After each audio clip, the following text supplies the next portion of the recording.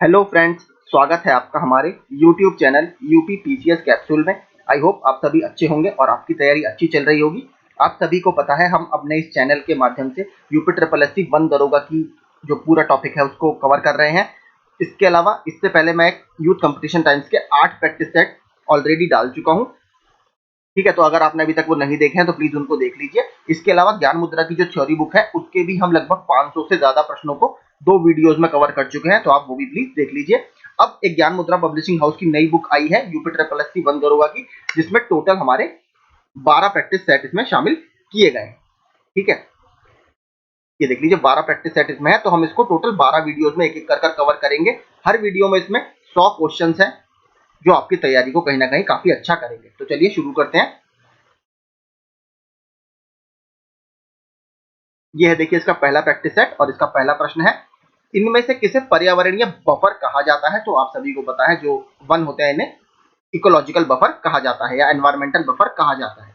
दूसरा, वैश्विक सहमति के अनुसार सामान्यतः मानचित्रों में नीले रंग का इस्तेमाल किसको दर्शाने के लिए होता है? तो जो जलाशय और महासागर होते हैं, अगर आपने एटलस वगैरह पढ़े हो, ऑक्सफोर्ड का एटलस या ओरिएंट ब्लैक स्वान का एटलस आपके पास है, तो उसमें आप देखेंगे जो ब्लू कलर से दिखाया जाता है वो जो वाटर बॉडीज होती हैं, जलाशय या आपके ओशियंस या महासागरों को दिखाया जाता है। तीसरा, कितने वर्षों तक वन भूमि पर वास्तविक आजीविका की जरूरतें हेतु निवास करने वालों का अधिकार प्राप्त होता है? तो इसका सही उत्तर होगा 75 वर्ष, ऑप्शन सी। फोर्थ देखते हैं, निम्नलिखित में से कौन सी फसलें अधिकांशतः निर्वाह मूलक कृषि के अंतर्गत पैदा की जाती हैं? तो निर्वाह मूलक कृषि के अंतर्गत आपके मोटे अनाज तो आते ही आते हैं तथा चावल, ऑप्शन ए। वृक्षों के वितरण को दिखाने वाले मानचित्र कौन से होते हैं? तो इनको बोला जाता है थीमेटिक मैप्स। ठीक है, ऑप्शन सी इसका सही उत्तर होगा। छठा, नदियों व महासागरों के वितरण को दिखाने वाले मानचित्र होते हैं, तो कौन से मानचित्र होते हैं? Physical maps, option D physical maps या भौतिक मानचित्र। सातवां, ये प्रश्न हम कर चुके हैं, सत्यमंगलम बाघ अभ्यारण्य अवस्थित है तमिलनाडु में। ये प्रश्न यूपीपीसीएस में भी आया था दूसरे तरीके से कि इनमें से कौन सा बाघ अभ्यारण्य पश्चिमी तथा पूर्वी घाटों के जंक्शन पर या ज्वाइनिंग पर स्थित है? तो सत्यमंगलम टाइगर रिजर्व पूर्वी घाट और पश्चिमी घाटों के बीच एक कॉरिडोर के रूप में कार्य करता है। एक इंपॉर्टेंट फैक्ट और है करंट अफेयर से संबंधित, 2022 में इसे TX2 अवार्ड दिया गया है। TX2 मतलब टाइगर्स की संख्या दुगनी करने के लिए इस सत्यमंगलम टाइगर रिजर्व को, जो कि तमिलनाडु में स्थित है, इसको अवार्ड दिया जा चुका है। इससे पहले 2020 में भारत के पीलीभीत टाइगर रिजर्व को यह अवार्ड दिया जा चुका है, TX2। आठवां देखते हैं, किस अधिनियम में जैविक संसाधनों तक पहुंच के लिए त्रिस्तरीय संरचना का उल्लेख है? तो ये जैव विविधता अधिनियम 2022 में इसका उल्लेख किया गया है, ऑप्शन ए। ये प्रश्न भी हमने पिछले प्रैक्टिस सेट्स में कर लिया है। 3 टियर स्ट्रक्चर की बात इसमें की गई है। निम्नलिखित में से कौन मिट्टी में ह्यूमस की मात्रा को बढ़ाते हैं जिससे मिट्टी की उपजाऊ शक्ति में वृद्धि होती है? तो जो पेड़ों से सूखकर पत्तियां गिरती हैं वो मिट्टी में ह्यूमस का निर्माण करते हैं या कार्बनिक पदार्थ का निर्माण करते हैं, जिसको जीवांश आप बोलते हो हिंदी में। तो ये आपकी मिट्टी की उर्वरा शक्ति को बढ़ाते हैं, ऑप्शन डी। भारतीय कृषि प्रणाली में झूमिंग अथवा पैडा पद्धति क्या होती है? तो इसको इंग्लिश में बोलते हैं स्लैश एंड बर्न टेक्निक, यानी जंगलों को काटकर सूखने के लिए छोड़ देना, ऑप्शन ए। तो 10वें का आपका होगा ऑप्शन ए। 11वां देखते हैं, वाष्पोत्सर्जन क्रिया के लिए वह आवश्यक तत्व है। तो बेसिकली वाष्पोत्सर्जन के लिए आपका जो पोटेशियम है ये आपका आवश्यक तत्व है।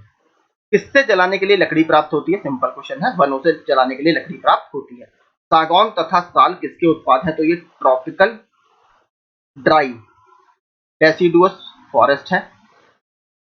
ठीक है, यानी जहां पर आपकी 70 से 100 सेंटीमीटर का रेनफॉल आपको देखने के लिए मिलता है। तो उष्ण कटिबंधीय शुष्क पतझड़ वन, 13वें का ए। 14वां, भारत में वनोन्मूलन के उत्तरदायी कारक हैं। तो स्थानांतरित कृषि व ईंधन, लकड़ी तथा चारे का संग्रहण, खनन कार्य व अनियोजित चारागाह, वन आधारित उद्योगों हेतु कच्चा माल प्राप्त करना, बांधों व बहुउद्देश्य परियोजनाओं का विकास। तो चारों ही इसमें वनोन्मूलन के भारत में कारण है, ऑप्शन डी इसका सही होगा। 15वां, पश्चिमी घाट को यूनेस्को के विश्व धरोहर सूची में कब शामिल किया गया है? तो यूनेस्को के विश्व धरोहर सूची में इसको 2012 में शामिल किया गया है। टोटल भारत में मैं आपको बता चुका हूं 40 साइट्स हैं इसमें, 32 आपकी सांस्कृतिक हैं या कल्चरल हैं, 7 आपकी नेचुरल हैं, और एक आपकी मिक्स्ड साइट है। कल ही मैंने दृष्टि आईएएस का एक फोटो अपने टेलीग्राम ग्रुप में डाला है, आप उस फोटो को डाउनलोड कर लीजिए। उसमें 40 की 40 साइट्स आपको देखने के लिए मिल जाएंगी। वन दरोगा का एग्जाम है तो आप प्राकृतिक साइट्स पर ज्यादा फोकस कीजिए, इनको आप याद कर लीजिए। 7 साइट है वो आपको आराम से याद हो जाएंगी। ग्रीन पीस संस्था के संदर्भ में विचार कीजिए। इसकी स्थापना 1971 में वैंकूवर कनाडा में हुई थी, बिल्कुल ठीक है। इसका उद्देश्य एनर्जी कंजर्वेशन, समुद्री सुरक्षा, वनीय विदोहन प्रवृत्ति को रोकना, शांति व निशस्त्रीकरण को बढ़ावा देना है, ठीक है। इसका उद्देश्य सतत टिकाऊ कृषि को बढ़ावा देना है, ये भी ठीक है। इसका मुख्यालय, ये सभी को पता है, ये प्रश्न आता रहता है बार बार, एम्स्टर्डम जो नीदरलैंड की राजधानी है वहां पर स्थित है, बिल्कुल ठीक है। तो इसमें चारों ही स्टेटमेंट बिल्कुल ठीक है। ये एक अंतरराष्ट्रीय एनजीओ है, इसको याद रखिएगा। 17वां, ये देखिए प्रश्न अच्छा है, थोड़ा सा नया है कि जो थुम्बी महोत्सव त्योहार है ये कहां पर मनाया जाता है। तो थुम्बी महोत्सव त्योहार को आपके केरल में मनाया जाता है, ऑप्शन डी।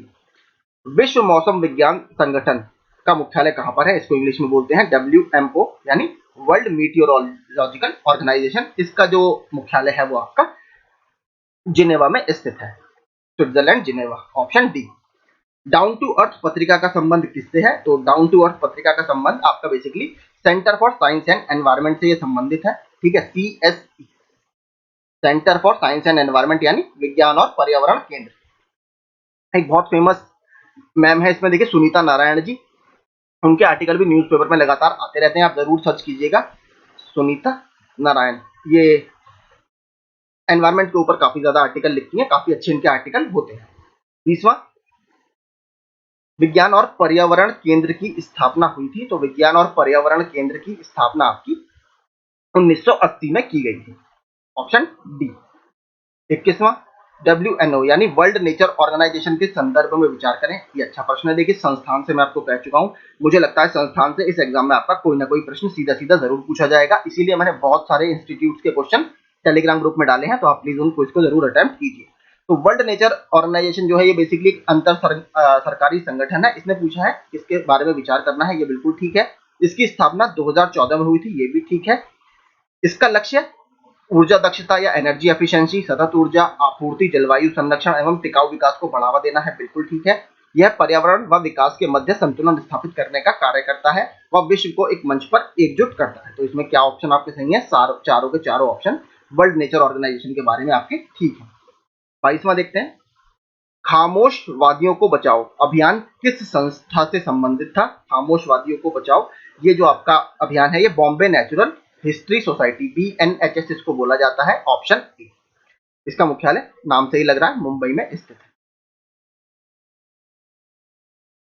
आगे देखते हैं, बंजर वन अनुसंधान संस्थान कहां पर अवस्थित है। तो बंजर वन अनुसंधान संस्थान आपका जोधपुर में स्थित है। भारतीय पशु कल्याण बोर्ड का मुख्यालय कहां पर है, या animal welfare board of India, इसका जो मुख्यालय है वो चेन्नई में स्थित है, ऑप्शन बी।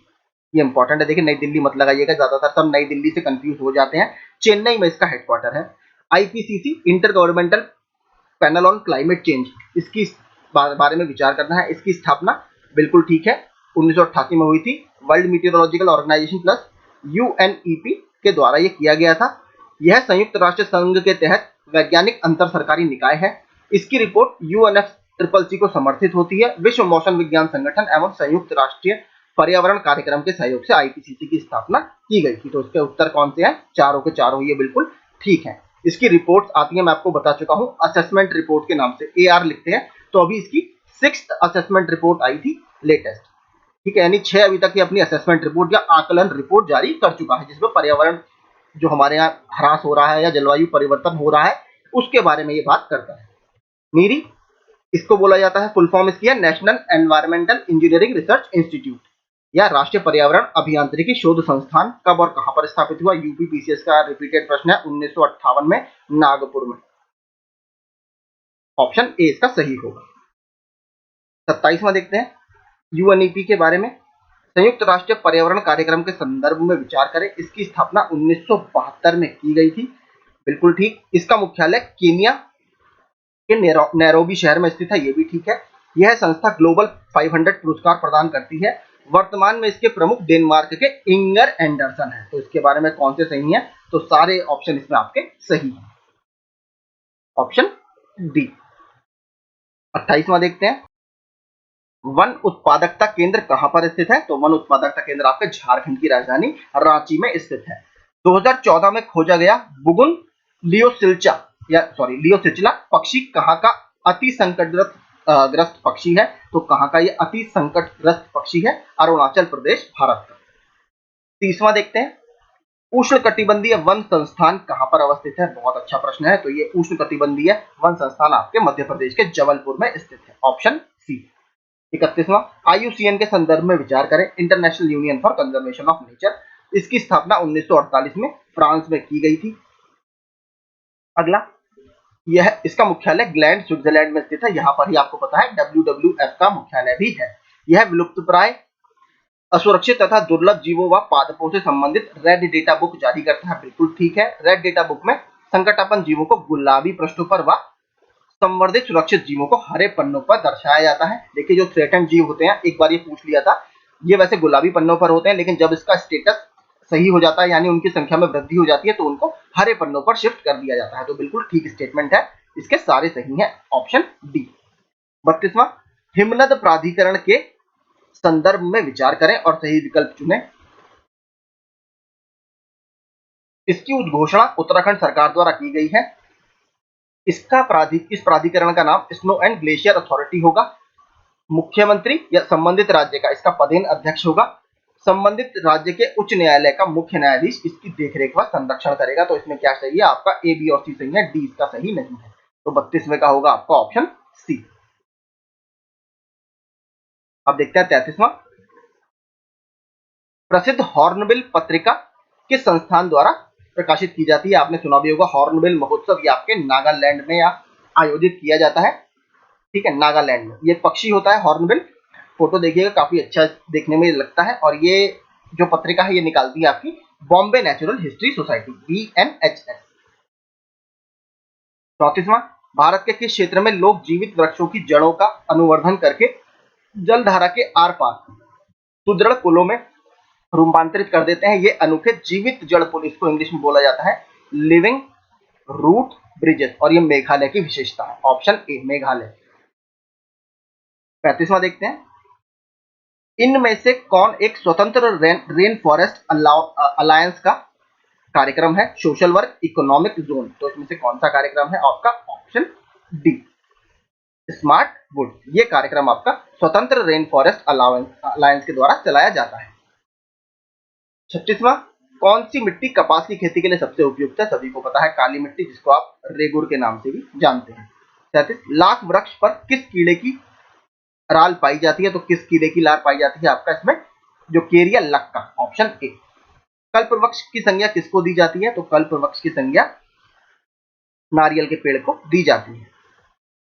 39वां, राष्ट्रीय वन नीति 1952 के अनुसार निम्न में से कौन सा वन का संवर्ग नहीं है? ये भी रिपीटेड प्रश्न है। तो राष्ट्रीय उद्यान जो है, नेशनल पार्क, ये इसका कोई संवर्ग नहीं है। राष्ट्रीय उद्यानों की जो स्थापना की जाती है वो वाइल्ड लाइफ प्रोटेक्शन एक्ट 1972 या वन्य जीव संरक्षण अधिनियम 1972 के तहत की जाती है। 40वां, सूची 1 को सूची 2 से मिलाइए। बांदीपुर आपका कर्नाटक में है, मेलघाट आपका महाराष्ट्र में है, बुक्सा पश्चिम बंगाल में है, पकुई आपका अरुणाचल प्रदेश में है। तो 40 का कौन सा सही होगा? ऑप्शन आपका तो बी सही होगा। 41वां देखते हैं, एक परितंत्र में कौन से दो घटक होते हैं? अब मैंने आपको बताया था, ए बायोटिक और बायोटिक, यानी जीवीय और अजीवीय घटक, ऑप्शन बी। 42वां, पारिस्थितिकी तंत्र के विकास के अनुक्रमों की संक्रमणकारी अवस्था को क्या कहा जाता है? इसको बोला जाता है सैरे। ठीक है, और इस स्टेज को क्या बोलते हैं? Cereal stage. ठीक है, सैरे इसको बोला जाता है, ऑप्शन ए। 43वां देखते हैं, भारत में वन्य जीवों के संरक्षण के लिए कब राष्ट्रीय वन्यजीव कार्य योजना बनाई गई थी? तो अभी तक 3 वन्यजीव कार्य योजना हमारी आ चुकी हैं। पहली आई थी 1983 में, फिर 2001 तक, फिर 2001 से 2016 तक, और अब तीसरी जो हमारी चल रही है 2017 से 2031 तक ये चलेगी। इसके मुख्य कार्य क्या है? एक तो 2000 जो दूसरी हमारी वन्यजीव कार्य योजना थी उसकी समीक्षा करना, और 2017 से 2031 तक के लिए रोड मैप तैयार करना। तो कब आई थी? 1983 में। 44वां, अरलम पक्षी विहार भारत के किस राज्य में? ये प्रश्न भी रिपीटेड है, आ चुका है, और भारत के केरल राज्य में स्थित है। पारिस्थितिकी के जनक की संज्ञा किसको प्रदान की जाती है, या फादर ऑफ इकोलॉजी किसको बोला जाता है, तो अर्नेस्ट हैकल को इकोलॉजी का आपका फादर बोला जाता है, ऑप्शन ए। 46वां देखते हैं, गहन कार्बन वेधशाला या डीप कार्बन ऑब्जर्वेटरी डीसीओ के संबंध में निम्न में से कौन सा कथन सही है। यह वैश्विक अनुसंधान कार्यक्रम पृथ्वी पर कार्बन की भूमिका को आगे बढ़ाने के लिए है। यह गहरी माइक्रोबियल पारिस्थितिकी तंत्र के क्षेत्रीय अवलोकन के लिए है। तो 46 में का क्या सही होगा आपका, दोनों स्टेटमेंट बिल्कुल ठीक है। यूनेस्को की विश्व विरासत सूची में 2016 में शामिल भारत का प्रथम प्राकृतिक एवं सांस्कृतिक रूप से मिश्रित स्थल है। मैंने आपको बता दिया 40 साइट टोटल यूनेस्को में भारत की हैं। एकमात्र साइट है कंचनजंगा राष्ट्रीय उद्यान जो कि मिश्रित साइट है। ठीक है, कल्चरल आपकी 32 है, 7 आपकी नेचुरल है और एक आपकी मिश्रित साइट है, उसका नाम है कंचनजंगा। इंग्लिश में इसको आपने देखा होगा खांगचेनजोंगा भी लिखते हैं। 48वां, निम्न में से सामाजिक वानिकी का क्या लाभ है। रिक्त पड़ी भूमि का व्यापक प्रयोग, कुटीर उद्योगों का विकास, दूषित वातावरण की स्वच्छता। तो इसके तीनों ही देखिए बेनिफिट है। वन से संबंधित मामलों का निपटान कहां पर होता है, तो वन से संबंधित मामलों का निपटान आपका न्यायालय में किया जाता है। 49वें का एक। 50वां, निम्न में से कौन सा मानव वन्यजीव संघर्ष का कारण नहीं है। भूकंप देखिए इसका कोई कारण नहीं है, शहरीकरण के कारण और परिवहन के कारण आपका वनों का ह्रास होता है जिसकी वजह से मानव और वन्यजीव संघर्ष में वृद्धि होती है। लेकिन भूकंप जो है एक प्राकृतिक प्रक्रिया है, इसके कारण मानव वन्यजीव संघर्ष नहीं होता। 51वां, भारत में यूनेस्को द्वारा वैश्विक जैव मंडल रिजर्व की सूची में इसको बोला जाता है WNBR यानी world network of biosphere reserve UNESCO का। मैं आपको 2 से 3 बार बता चुका हूं, टोटल भारत में 18 बायोस्फीयर रिजर्व है जिसमें से 12 यूनेस्को की इस सूची में शामिल है। तो ऑप्शन क्या होगा आपका बी। 53वां, 52वां, वन दरोगा किस पर विचार कर सकता है, तो वन दरोगा आपका कृषि पर, आरा मिल पर, खनन पर, तीनों पर ही विचार आपका कर सकता है। ऑप्शन डी बिल्कुल ठीक होगा। किस दिवस पर पेड़ पौधों के संरक्षण और उसके महत्व पर चर्चा की जाती है, तो पर्यावरण दिवस पर जो कि 5 जून को मनाया जाता है। सबसे पहले कब मनाया गया था, 1974 में। 54, भारत किस भारतीय वन अधिनियम के तहत आरक्षित वन घटित किया जाता है, तो जो आपका भारतीय वन अधिनियम 1927 है, इसमें 3 कैटेगरी है। पहली आपकी रिजर्व फॉरेस्ट या आरक्षित वन, दूसरी आपकी कंजर्व्ड फॉरेस्ट या संरक्षित वन, तीसरी आपकी विलेज फॉरेस्ट या ग्राम वन। तो 3 कैटेगरी इसमें है, ऑप्शन 20 का सही उत्तर होगा।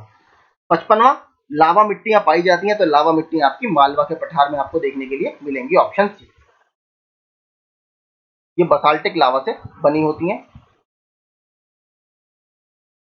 56वां देखते हैं, हरित गृह प्रभाव से वातावरण में निम्नलिखित में से कौन सा परिवर्तन होता है, तो जब वायुमंडल में आपके कार्बन डाइऑक्साइड की कंसेंट्रेशन बढ़ जाती है तो जो अर्थ रात को हीट रीरेडिएट करती है इंफ्रारेड रेज के रूप में या अवरक्त किरणों के रूप में, ये गैसें उसको बाहर नहीं जाने देती और वो पृथ्वी पर ही ट्रैप हो जाती है जिसकी वजह से पृथ्वी का तापमान बढ़ने लगता है, अर्थात ग्लोबल वार्मिंग होने लगती है। तो कार्बन डाइऑक्साइड की सांद्रता बढ़ने को ही हम बेसिकली ग्रीन हाउस इफेक्ट बोलते हैं। 57वां, केंद्रीय चिड़ियाघर प्राधिकरण यानी सेंट्रल जू अथॉरिटी, इसकी स्थापना कब की गई है, इसकी स्थापना सन 1992 में की गई। Option C. ये प्रश्न भी मैंने अपने टेलीग्राम ग्रुप में डाल दिया है। नागरहोल राष्ट्रीय पार्क कहां पर अवस्थित है, तो नागरहोल राष्ट्रीय पार्क आपका कर्नाटक में है। शिवालिक एलिफेंट रिजर्व किस राज्य में है, देखिए उत्तराखंड में, केवल उत्तराखंड में, याद रखिएगा केवल एक ही एलिफेंट रिजर्व है, उसका नाम है शिवालिक एलिफेंट रिजर्व। ये तराई में भी लगभग हिमालयन जो फुटेल्स है, जो नीचे वाले हिमालय हैं या शिवालिक रेंज जिसको आप बोलते हो, वहां पर ये स्थित है। उत्तराखंड में केवल एक ही एलिफेंट रिजर्व है। भारत की प्रथम समुद्री पारिस्थितिक संवेदनशील क्षेत्र यानी मरीन इको सेंसिटिव जोन कौन सा है, तो भारत का पहला marine eco sensitive zone Kutch की खाड़ी है। 61वां, यूनेस्को की विश्व धरोहर सूची में शामिल भारत के कुल सम्मिलित धरोहरों की संख्या है, 2 से 3 बार बता चुका हूं, 40। कितने कितने, 32 प्लस 7 प्लस 1, 32 आपके सांस्कृतिक, 7 आपके प्राकृतिक, 1 आपका मिश्रित। गेहूं और जौ किस प्रकार के पौधे हैं, तो गेहूं और जौ हम आपके दीर्घ दीप्तिकाली पौधे हैं, ऑप्शन ए। 63वां, निम्न कथनों पर विचार कीजिए। आहार श्रृंखला वास्तव में एक प्रकार से ऊर्जा का संचार है, ठीक है। प्राकृतिक पारिस्थितिकी तंत्र में ऊर्जा का संचार एक जैविक से दूसरे जैविक स्तर में निरंतर होता रहता है, ठीक है। पारिस्थितिकी तंत्र की आहार श्रृंखला में कोई या काई होगा बेसिकली, एल्गी प्राथमिक उत्पादक होती है, बिल्कुल ठीक है। प्राथमिक उत्पादक को प्राथमिक उपभोक्ता इस्तेमाल करते हैं, बिल्कुल ठीक है। तो ऑप्शन डी इसमें सही होगा, सारे स्टेटमेंट इसमें बिल्कुल ठीक है। 64वां, पर्यावरणीय विशेषताओं पर सही विचार करें। जैविक विविधता, प्राकृतिक वाष्प तथा ऊर्जा इसके मुख्य तत्व होते हैं। पर्यावरण अपने जैविक पदार्थों का उत्पादन करता है। पर्यावरण का कार्य ऊर्जा संचार पर निर्भर करता है। यह पारिस्थितिकी संतुलन को स्थापित करने का निरंतर प्रयास करता रहता है। तो 64वें का जो उत्तर है वो सारे इसमें बिल्कुल ठीक है, ऑप्शन डी इसमें सही होगा। अगला देखते हैं 65वां, निम्न में से कौन सा विकल्प जैविक तत्वों में शामिल है। तो जैविक तत्वों में कौन कौन से आपके आते हैं। अगर हम 65वें की बात करें तो मानव, पक्षी और वनस्पति, ये तीनों ही जैविक तत्व या बायोटिक कंपोनेंट्स में आते हैं। राष्ट्रीय उद्यान के संदर्भ में कौन सा सत्य है। राज्य सरकार पारिस्थितिकीय महत्व के किसी क्षेत्र को राष्ट्रीय उद्यान घोषित कर सकती है, बिल्कुल ठीक। इसमें मानवीय हस्तक्षेप व शिकार एवं चराई नहीं किया जा सकता। यह वैज्ञानिक शोधों व शिक्षा हेतु समर्पित होता है, या उपयुक्त सभी सही है। तो 66वें का बिल्कुल ठीक है, ऑप्शन डी। सिरोही राष्ट्रीय उद्यान कहां पर स्थित है। तो सिरोही राष्ट्रीय उद्यान आपके मणिपुर में अवस्थित है, ऑप्शन ए। देखिए नॉर्थ ईस्ट के जो नाम होते हैं वो काफी कंफ्यूज करते हैं, इसलिए नॉर्थ ईस्ट के काफी ज्यादा आपसे पूछे जाते हैं। तो आप साउथ इंडिया, दक्षिण भारत और नॉर्थ ईस्ट के जितने भी नेशनल पार्क हैं, वाइल्ड लाइफ सेंचुरी है, टाइगर रिजर्व है, इसको बहुत अच्छे से याद कीजिएगा। अमराबाद टाइगर रिजर्व, ये मैंने अपने टेलीग्राम ग्रुप में डाला था, ये तेलंगाना में स्थित है, option A. Amrabad tiger reserve Telangana में स्थित है। अगला, सामाजिक वानिकी में प्रयुक्त बहुउद्देशीय वृक्ष का एक उदाहरण है। ठीक है, देखिए यूकेलिप्टस तो बिल्कुल मत लगाइएगा, इसको अब तो पारिस्थितिकी आतंकवादी बोला जाता है, क्योंकि इससे जल का स्तर बहुत नीचे चला जाता है। खेजरी जो वृक्ष है ये एक मल्टीपर्पज वृक्ष है या बहुउद्देशीय वृक्ष है, तो इसका सही उत्तर होगा डी। 70वां, पॉथेनियम या गाजर घास से होने वाला रोग है। अच्छा प्रश्न है, देखिए डिजीज वगैरह से प्रश्न आते रहते हैं। तो पार्थेनियम या गाजर घास से होने वाला रोग आपका बेसिकली चर्म रोग हो सकता है, आपको स्किन डिजीज और दमा। 71वां, जैव विघटित प्रदूषक है जो बायोडिग्रेडेबल है, जो खराब आपका अपने आप ऑटोमेटिकली समय के साथ होता रहता है। तो कौन सा है आपका वाहित मल, ऑप्शन डी। भारत की लेटराइट मिट्टियों के बारे में निम्नलिखित में से कौन से कथन सही हैं। वे साधारणतः लाल रंग की होती हैं, वे नाइट्रोजन और पोटाश से समृद्ध होती हैं, उनका राजस्थान और उत्तर प्रदेश में अच्छा विकास हुआ है, इन मिट्टियों का में टेपियोका और काजू की उपज अच्छी होती है। तो इसमें कौन सा स्टेटमेंट आपका बिल्कुल ठीक है, जो सी है। 2 और 3 इसमें गलत है, ये नाइट्रोजन और पोटाश से समृद्ध नहीं होती, उनका राजस्थान और उत्तर प्रदेश में अच्छा विकास नहीं होता। तमिलनाडु के कोस्ट पे आपको ये देखने के लिए मिलेंगी ज्यादातर। तो 1 और 4 इसका सही है। 73वां, निम्न में से किस परत स्तर से नीचे जाने पर ओजोन छिद्र की संख्या दी जाती है। तो बेसिकली 200 से 250 इसकी रेंज मानी जाती है, कि 200 से 250 डीयू। डीयू यहाँ पर क्या होती है आपकी, सॉरी माफ कीजिएगा, डॉबसन यूनिट।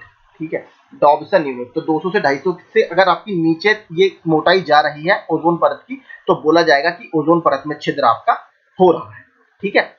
74वां, वन रिपोर्ट 2021 के अनुसार भारत के कुल वन क्षेत्र का कितना प्रतिशत हिस्सा आरक्षित वन है, या इसको बोलते हैं रिजर्व्ड फॉरेस्ट। तो कितना है, लगभग 53%। 74वें का होगा ऑप्शन सी, माफ कीजिएगा। 75वां देखते हैं, बुनियादी प्रमाणीकरण आवश्यकताओं में शामिल है कानून का अनुपालन। देखिए सबसे इंपॉर्टेंट यही है, आपको लॉ के हिसाब से चलना पड़ता है, तो कानून का अनुपालन करना आपका सबसे इंपॉर्टेंट इसमें फीचर है। 75वें का होगा ए। 76वां, निम्नलिखित में से किसका पारिस्थितिकी संतुलन से संबंध नहीं है। तो औद्योगिक प्रबंधन का इसमें पारिस्थितिकी संतुलन से संबंध नहीं है, बाकी जल प्रबंधन, वन रोपण और वन्यजीव सुरक्षा सीधे सीधे इससे संबंधित है, लेकिन औद्योगिक मैनेजमेंट जो हमारे यहाँ है वो कहीं ना कहीं पारिस्थितिकी संतुलन को थोड़ा बिगाड़ता है। 76वां ऑप्शन सी सही होगा। किस वृक्ष के पत्ते जैव व जीवाणु प्रतिरोधक होते हैं। तो 77वें का जो नीम है ये बिल्कुल ठीक आंसर होगा। इसका देखिए प्लीज आप वैज्ञानिक नाम एक बार जरूर पढ़िए नीम का। पश्चिम बंगाल की तुलना में आंध्र प्रदेश के शुद्ध रोपित क्षेत्र में उसके क्षेत्रफल में प्रतिशतता कम है। अधिकांश आंध्र प्रदेश की मृदा मखरला या लेटराइट प्रकार की है। तो 78वें का जो सही उत्तर होगा वो होगा ए सही है, किंतु आर गलत है। तो आंध्र प्रदेश की अधिकांश जो मिट्टी है वो लेटराइट प्रकार की नहीं है। 79वां, पारिस्थितिकी अनुक्रम परिवर्तन अथवा अनुक्रमण पैदा करने वाले बल के आधार पर किस प्रकार का होता है। तो ये स्वजनक और अपजनक दोनों प्रकार का ये बल होता है, ऑप्शन सी।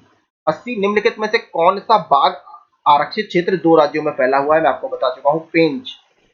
ठीक है, इसका 90% लगभग आपको मध्य प्रदेश में मिलेगा और 10% आपको महाराष्ट्र में मिलेगा, ऑप्शन सी।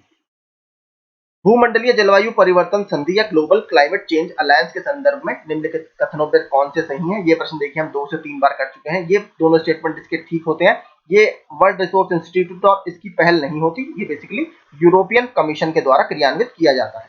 ठीक है, तो ये इसका गलत होता है स्टेटमेंट। 2 बार शायद हमने कर लिया है, तो 1 और 2 इसका सही उत्तर होगा। तीसरा स्टेटमेंट इसमें सही नहीं होता। 82वां देखते हैं। हिमाचल प्रदेश में पिन वैली राष्ट्रीय उद्यान की स्थापना कब की गई थी? मैचिंग में ये बहुत पूछा जाता है। पिन वैली राष्ट्रीय उद्यान, तो इसकी स्थापना 1987 में की गई है। हिमाचल प्रदेश में स्थित है, ये याद रखिएगा। निम्नलिखित में से कौन सदाबहार वृक्ष नहीं है? तो बेसिकली जो शहतूत है आपका, ये सदाबहार वृक्ष की श्रेणी में नहीं आता। निम्न में से किसे चिपको आंदोलन का नेता माना जाता है? तो सुंदरलाल बहुगुणा जी को चिपको आंदोलन का नेता माना जाता है। मेधा पटकर और बाबा आमटे ये नर्मदा बचाओ आंदोलन से संबंधित है। लेटराइट मिट्टी मिलती है कहां पर आपको? तो लेटराइट मिट्टी हमें महाराष्ट्र में देखने के लिए मिलती है। तापीय प्रदूषण रोकने का सबसे कारगर उपाय है तटीय भागों में वृक्षारोपण, कृत्रिम तालाबों का निर्माण, कृत्रिम झीलों व कूलिंग टावर का निर्माण। तो इसमें से कौन से बिल्कुल ठीक है? तो ऑप्शन डी जो है उपयुक्त सभी इसमें सही है। महावीर हरीना वनस्थली कहां पर स्थित है? तो महावीर हरीना जो वनस्थली है ये आपके तेलंगाना में स्थित है। तेलंगाना का हमने अभी एक सवाल और पढ़ा था, क्या था? अमराबाद टाइगर रिजर्व कहां पर है? ये तेलंगाना में स्थित है। एक वृक्ष 10 पुत्रों के बराबर होता है, यह वर्णन हमें कहां मिलता है? तो यह वर्णन हमें अग्नि पुराण में देखने के लिए मिलता है, ऑप्शन ए। 89वां, निम्नलिखित में से किस महाद्वीप में उष्णकटिबंधीय पर्णपाती वनों का विस्तार अधिक है? तो उष्णकटिबंधीय पर्णपाती वन जो है आपको एशिया में सबसे ज्यादा देखने के लिए मिलते हैं। भारत में बागानी कृषि के अंतर्गत उगाई जाने वाली मुख्य शस्य हैं, तो चाय, रबड़, नारियल और कहवा, ये चारों ही फसलें उगाई जाती हैं, ऑप्शन ए।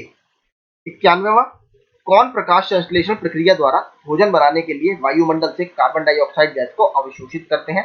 तो जो हरे पौधे होते हैं वो ये प्रक्रिया करते हैं। 91 का ए। 92वां देखते हैं। कृषि में खेती के लिए फसल चक्र का क्या महत्व है? इससे उत्पादन में वृद्धि होती है, मृदा की उर्वरता संरक्षित होती है, मृदा कटाव कम होता है। तो इसमें ऑप्शन डी बिल्कुल ठीक है। 93वां, घर के आसपास वृक्षारोपण से हमें किस समस्या से निजात मिलती है? गर्मी, भूक्षरण, धूल, और इन सभी से हमें, जब आप पेड़ लगाते हैं अपने घर के आसपास, सरकार की एक स्कीम ही आपने सुना होगा, नगर वन स्कीम। ठीक है, वो सभी इसी समस्या से निजात हमें दिलाते हैं। 94वां, इनमें से कौन वृक्षों से प्राप्त होने वाला अप्रत्यक्ष लाभ है? तो समीपवर्ती भूमि का क्षरण रुकना, ये भी रिपीटेड प्रश्न है, हम कर चुके हैं इसको। आपको पता है जो वृक्षों की जड़ें होती हैं वो काफी गहरी होती हैं, इसीलिए ये कहीं ना कहीं मृदा के क्षरण को रोकते हैं। वन में निवास करने वाली अनुसूचित जनजातियों और अन्य पारंपरिक वनवासियों को वन भूमि पर उनके अधिकार को किसके द्वारा मान्यता मिलती है? तो forest right act 2006, option B. 95 का होगा ऑप्शन बी। 96वां देखते हैं। कृषि वानिकी या एग्रो फॉरेस्ट्री का क्या मतलब है? ये बहुत सिंपल, देखिए नाम से ही पता है हमें, कृषि और वनारोपण एक ही क्षेत्र में लगभग करना। तो एक ही भूमि पर कृषि फसल और वृक्ष प्रजातियों को विधि पूर्वक रोपित करना, ऑप्शन डी इसका सही उत्तर होगा। 97वां देख लेते हैं, माफ कीजिएगा सॉरी। राष्ट्रीय वन नीति का मसौदा किस वर्ष जारी किया गया? अभी सबको पता है, सबसे पहली वन नीति 1894 में आई थी। स्वतंत्र भारत की पहली वन नीति 1952 में आई है, उसके बाद इसको संशोधित कर 1988 में दूसरी वन नीति लाई गई, और इसको चेंज करने के लिए 2019 में ड्राफ्ट नेशनल फॉरेस्ट पॉलिसी लाई गई है, या वन नीति का मसौदा लाया गया है 2019 में। 98वां, निम्नलिखित में कौन सा वन दरोगा का कर्तव्य नहीं है? तो घायल जानवरों एवं पक्षियों को स्थानांतरित करना ये है, चिकित्सा सहायता प्रदान करना ये भी है, अवैध वन कटाई से प्राप्त धन को व्यक्तिगत रूप से लेना, ठीक है, बेसिकली ये तो करप्शन की श्रेणी में आ जाएगा, तो ये गलत है, ऑप्शन सी। कौन सा विधेयक सरकार को भारत में कार्बन बाजार स्थापित करने और कार्बन क्रेडिट ट्रेडिंग योजना निर्धारित करने का अधिकार देता है? कार्बन क्रेडिट जो कि हमारे क्योटो प्रोटोकॉल की परिकल्पना है। तो एनर्जी कंजर्वेशन एक्ट आपका 2002 या ऊर्जा संरक्षण विधेयक 2022 इसकी बात करता है।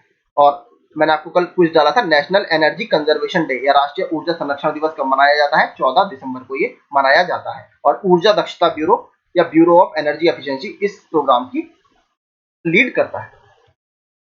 तो इसका जो सही उत्तर होगा ए होगा। आखिरी और 100वां प्रश्न है, गंगा नदी डॉल्फिन की समष्टि में ह्रास के लिए शिकार चोरी के अलावा क्या क्या संभव कारण है? तो नदियों पर बांधों और बैराजों का निर्माण, बिल्कुल ठीक। नदियों में मगरमच्छों की समष्टि में वृद्धि, ये भी।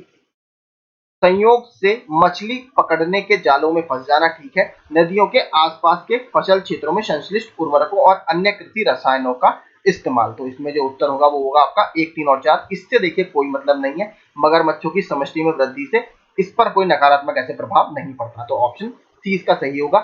2009 में गंगा नदी डॉल्फिन को भारत का राष्ट्रीय जलीय पशु घोषित किया गया है। इसका जो IUCN स्टेटस है वो है एंडेंजर्ड, और भारत में लगभग सबसे ज्यादा प्रोटेक्शन इसको दिया जाता है। अगर आप वन्यजीव संरक्षण अधिनियम की बात करें तो ये शेड्यूल 1 में है। इसके अलावा साइट्स के भी अपेंडिक्स 1 में ये रखा गया है, तो सबसे ज्यादा इसको प्रोटेक्शन दिया गया है भारत में। इसका एक दूसरा नाम है, आपने सुना होगा, सुसु, और ये जन्म से ही अंधी होती हैं। केवल ये एक एकोलोकेशन टेक्निक होती है, एकोलोकेशन, ठीक है, उसके आधार पर ये काम करती हैं। तो यही देखिए हमारे 100 प्रश्न थे। आई होप आपको ये सेशन पसंद आया होगा। तो प्लीज अगर आपको ऐसे और वीडियो चाहिए तो हमारे चैनल को सब्सक्राइब कर लें, और रेगुलर क्विज के लिए आप हमारा करंट टेलीग्राम ग्रुप ज्वाइन कर सकते हैं। Thank you so much.